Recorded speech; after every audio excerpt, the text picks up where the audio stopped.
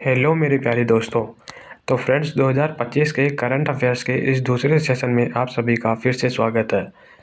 हम इसी आशा के साथ अपना ये वीडियो शुरू करते हैं कि लगभग सभी कंपटीशन एग्जाम्स में ये जो क्वेश्चंस है ये पूछे जाएंगे। तो फ्रेंड्स हर 7 दिन के अंदर 2 या 3 सेशन हम करंट अफेयर्स के लेंगे। तो इसी आशा के साथ हम आगे बढ़ते हैं। आज के सेशन का हमारा पहला क्वेश्चन है, group captain Shubhanshu Shukla has been selected as a pilot for which private space mission. तो ये जो प्राइवेट मिशन स्पेस मिशन है ये होते हैं। तो ये जो कैप्टन है शुभांशु शुक्ला ग्रुप कैप्टन है, इनको किस प्राइवेट मिशन के लिए सिलेक्ट किया गया है ये हमें बताना है। ऑप्शन ए में दे रखा है एक्जियोम मिशन 4, ऑप्शन बी में दे रखा है एक्जियोम मिशन 2, ऑप्शन सी में दे रखा है एक्जियोम मिशन 3 और ऑप्शन डी में दे रखा है एक्जियोम मिशन 1। तो यहाँ से हम देख सकते हैं कि जो अपना राइट आंसर है वो होने वाला है ऑप्शन ए।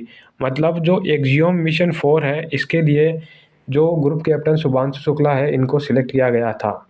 तो इस प्रकार ये जो प्राइवेट स्पेस मिशन है ये 4 स्पेस मिशन अभी तक हो चुके हैं, जिनके नाम दे रखे हैं एक्जियो मिशन 1, 2, 3 एंड 4। तो जो चौथा है एक्जियो मिशन 4 है, इसके लिए शुभांशु शुक्ला को सिलेक्ट किया गया है। तो इसके लिए अपना जो राइट आंसर हो जाएगा ऑप्शन ए इसका राइट आंसर होने वाला है। इसके आगे हम नीचे चलते हैं।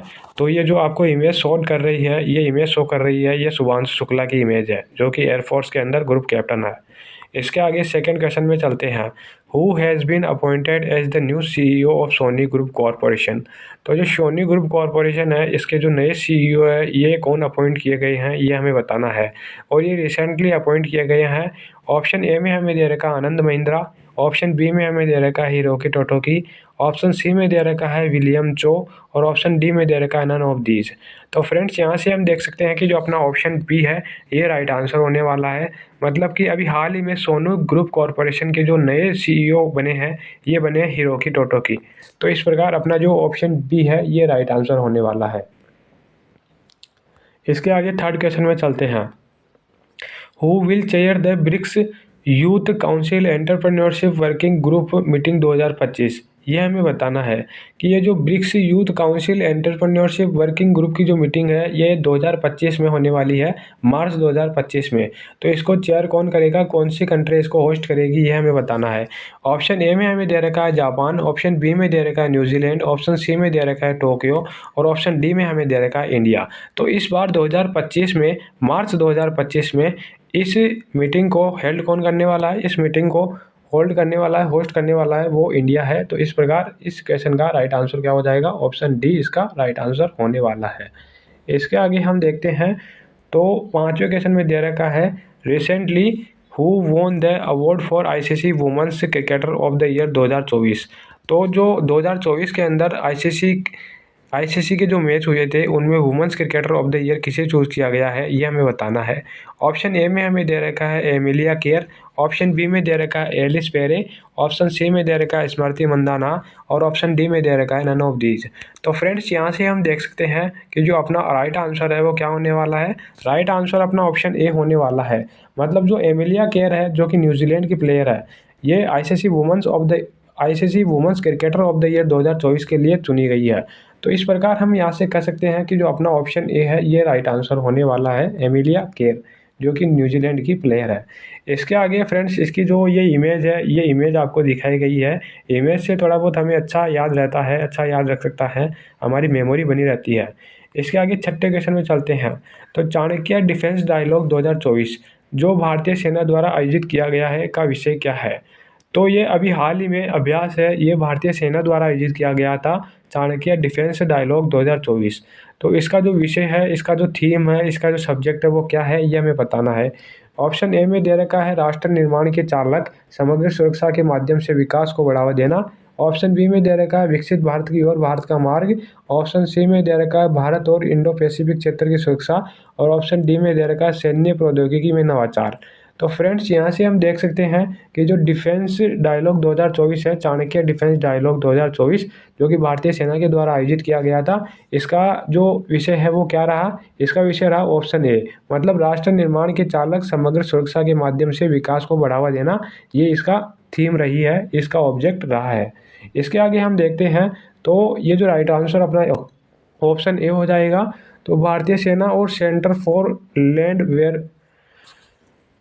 वॉरफेयर स्टडीज CLAWS द्वारा चाणक्य डिफेंस डायलॉग 2024 का आयोजन 24 से 25 अक्टूबर 2024 को नई दिल्ली में किया गया था। तो ये जो दे रखा है भारतीय सेना और centre for land warfare studies close के द्वारा चाणक्य डिफेंस डायलॉग 2024 का आयोजन कब से कब तक किया गया था? 24 से 25 अक्टूबर 2024 के बीच में किया गया था और नई दिल्ली में इसका आयोजन किया गया था। तो इस प्रकार इसका राइट आंसर ऑप्शन ए होने वाला है। इसके आगे 7वें क्वेश्चन में चलते हैं। वर्ष 2025 में अंतर्राष्ट्रीय स्पोर्ट्स चैंपियनशिप की मेजबानी कौन सा देश करेगा?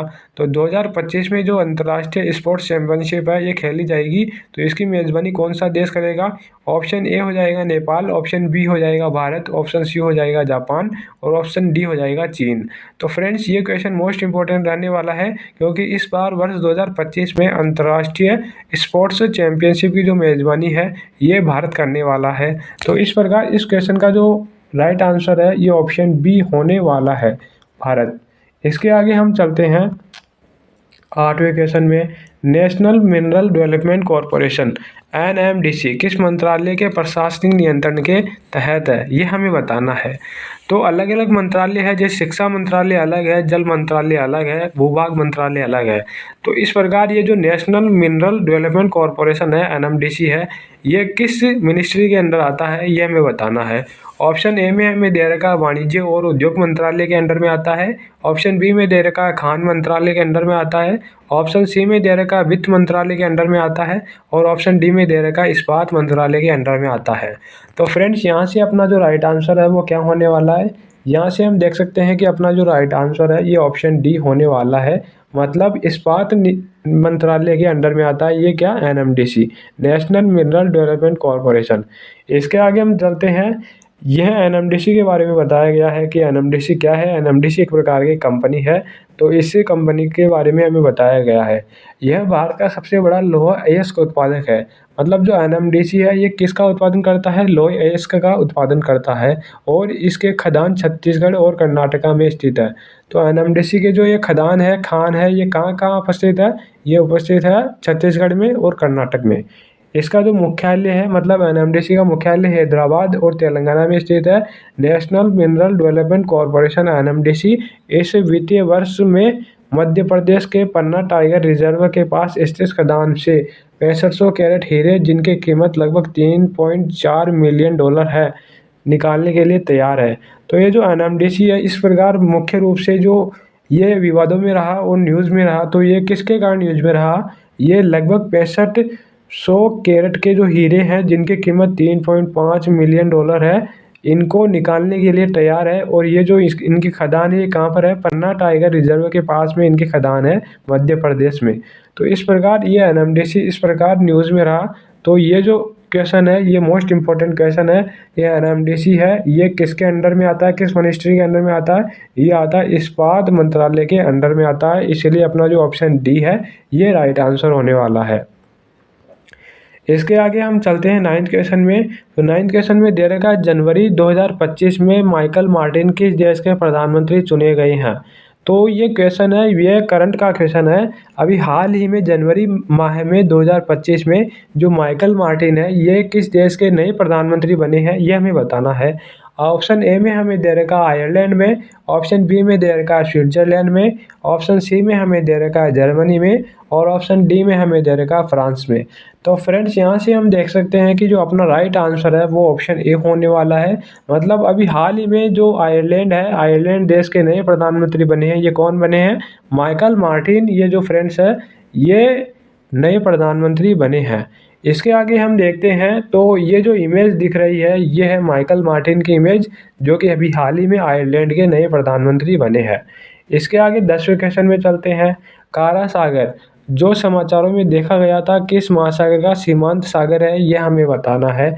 ऑप्शन ए में हमें दे रखा है अटलांटिक महासागर, ऑप्शन बी में दे रखा है प्रशांत महासागर, ऑप्शन सी में दे रखा है हिंद महासागर और ऑप्शन डी में दे रखा है आर्कटिक महासागर। तो फ्रेंड्स यहाँ से हम देख सकते हैं कि जो कारा सागर है ये आर्कटिक महासागर का सीमांत सागर है। ये हमें ऑप्शन डी अपना राइट आंसर हो जाएगा, आर्कटिक महासागर।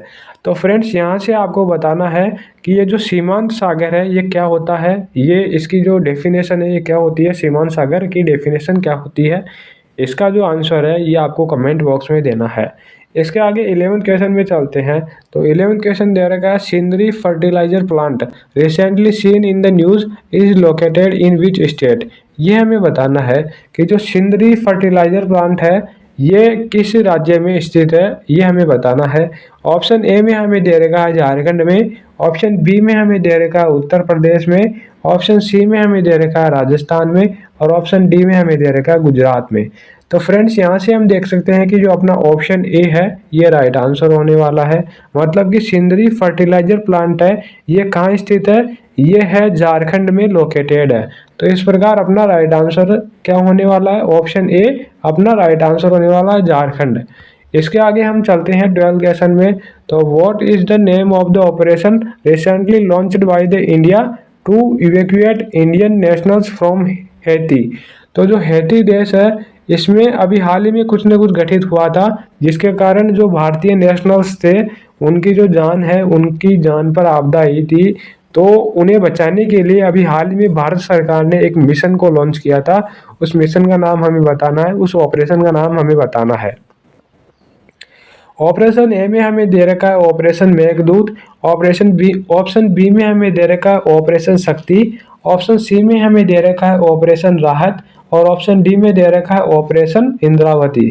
तो फ्रेंड्स अपना जो ऑप्शन डी है ये राइट आंसर होने वाला है। मतलब कि जो ऑपरेशन इंद्रावती है ये अभी हाल ही में लॉन्च किया गया था हैती देश से भारत के नागरिकों को इवैक्यूएट करने के लिए। अभी हाल ही में ऑपरेशन इंद्रावती लॉन्च किया गया था।